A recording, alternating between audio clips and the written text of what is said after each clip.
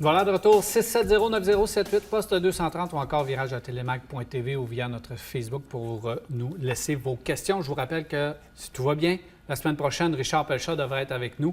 Alors, si vous avez des questions pour lui, questions évidemment concernant l'entretien de la carrosserie ou l'entretien de votre voiture intérieure, extérieure, Richard va être là pour y répondre. Là, on a quand même certaines questions, c'est le fun, messieurs. Alors, les à quand? Évidemment, à quand? À quand va arriver le Bronco? À quand va arriver? Bon, on a quelques à quand. Donc, à quand le Bronco, justement? Et ça revient là. Ça, c'est plusieurs questions. Quand on va pouvoir voir le fameux Ford Bronco? On s'attend... Je pense qu'il y a beaucoup d'attentes envers ce véhicule. Ouais, en fait, il y a deux véhicules qui sont très attendus. C'est le Ranger et le Bronco. Mais le Bronco un peu plus à cause de l'image même du véhicule. Donc, on parle de 2020 pour le Bronco.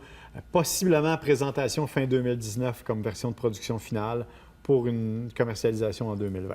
On s'attend à une voiture bébelle. On s'attend vraiment à ce que ça soit un coup de cœur, mais j'espère que ça va durer dans le temps.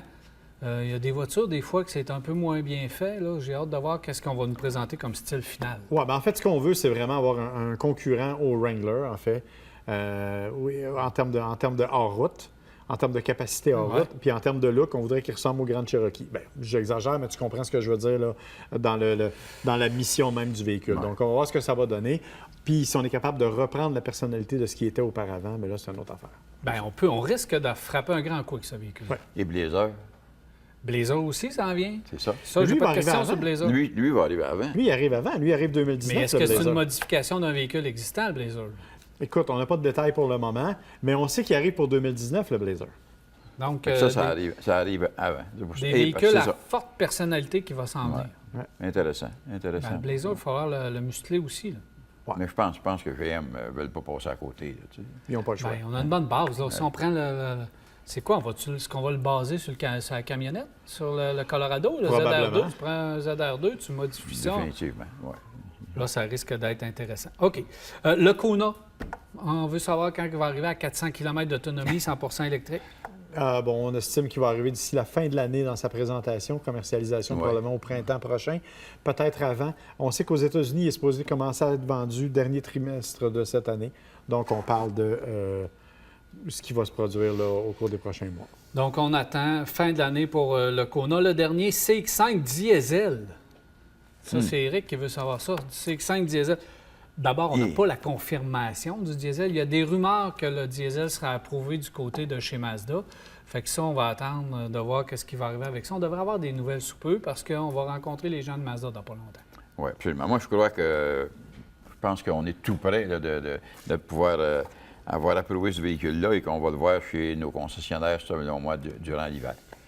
Ça reste à voir. On va souhaiter parce que, j'ose vous rappeler, messieurs, qu'on attend encore une Mazda 16 diesel. Non, mais je veux juste vous dire ça de même. C'était la première annoncée. C'était l'ancienne génération, on pense. Oui. Alors, Jean, il dit, pour le chalet Rogue Escape 1.6 Equinox, je tracte 1000 livres à l'occasion.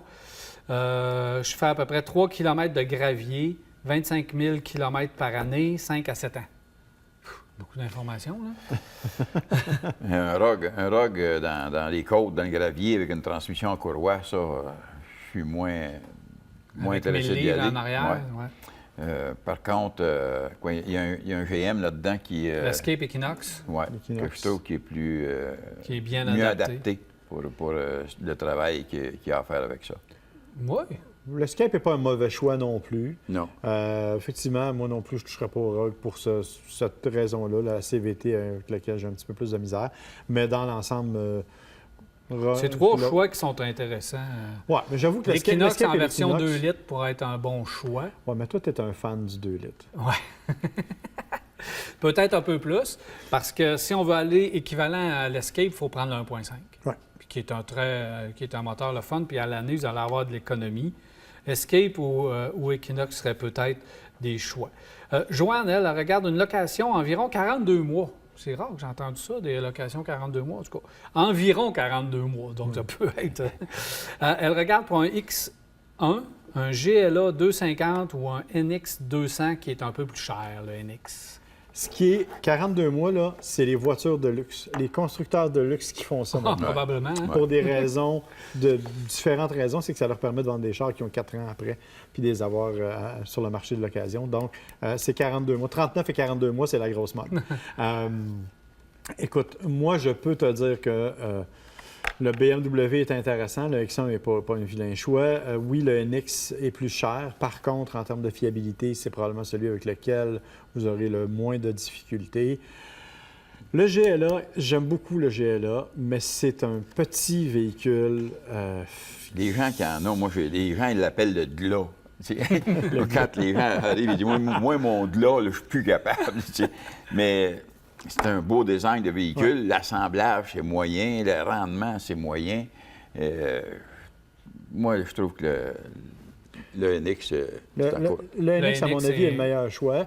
Même si c'est le plus cher, je pense. Quoique, il faut quand même penser que c'est 42 mois. Donc, au niveau fiabilité et tout ça, ça a peut-être moins d'impact. Même le X1 est à considérer parce que le X1, là, dans sa nouvelle mouture, va très bien. Très, très bien. C'est un beau véhicule. Alors, le NX, si vous voulez aller un peu plus cher, le X1 et le GLA. Moi, par contre, il y en a un que j'ajouterais à la liste, puis c'est le X2. Ah oui, il ne faut pas négliger le X2 qui est, à mon avis, un véhicule qui est magnifique, qui va super bien, qui est tout à fait dans cette catégorie-là et qui, à mon avis, est supérieur au X1. Alors, selon moi, il est supérieur au X1. Le X1, écoute, ils ont eu des problèmes au niveau moteur antérieurement, là, puis ils changeaient les moteurs au complet. Et moi, je dirais, écoute, tu vas avoir un bon véhicule te promener, tu ne veux pas mettre beaucoup d'argent. Le Lexus, c'est le véhicule à avoir dans le moment. Marie, elle regarde le Soul électrique. Je veux le garder. Je peux le garder combien d'années? 5 à 7 000 km par année, je reste en ville. Ça, c'est une bonne chose de rester en ville avec le Soul électrique. Surtout en période estivale, parce que l'autonomie, évidemment, c'est un peu moins là. Alors, très bon choix. En période hivernale. En période hivernale, donc on réduit évidemment l'autonomie. Pour moi, c'est un très bon choix. Puis combien d'années? 5 à 7 000 km. Vous pouvez garder ça une dizaine d'années facile? Bien, c'est des véhicules qui sont faits durables et c'est des véhicules qui n'ont pas d'entretien à faire après parce que tu n'as plus de système de refroidissement. Tu sais, exemple, moteur, chauffage, voyons, système d'échappement, etc. Les freins là-dessus, ça dure à plus finir. Il n'y a rien qui fait vraiment. 10 ans, il va y avoir 50 000 km, 70 000 km. Et même s'il y en aurait 100. Ma seule question, en fait, c'est au niveau de la corrosion. Parce que faut rappeler qu'une voiture électrique, faire un anti-rouille, c'est pas si facile. C'est pas tout le monde qui le fait. Et c'est pas tous les véhicules qui peuvent le recevoir. Parce que si votre anti-rouille est mal fait, que vos composantes électriques ou électroniques reçoivent du produit anti-rouille, vous perdez votre garantie. Puis là, ça peut être solidement compliqué. Alors ça, c'est le seul bémol pour 10 ans avec un Soul en ville. Parce qu'évidemment, on va dans le calcium abondamment.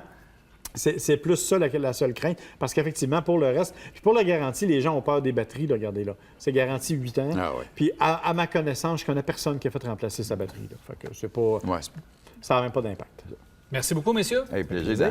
Ouais. Voilà, c'est déjà tout pour Virage. J'espère que vous avez apprécié. On se reparle la semaine prochaine, mardi soir, 21h30, pour une autre édition de Virage. Cette émission vous a été présentée par Saint-Raymond, la ville de l'automobile. 4 concessions à votre service, même le samedi.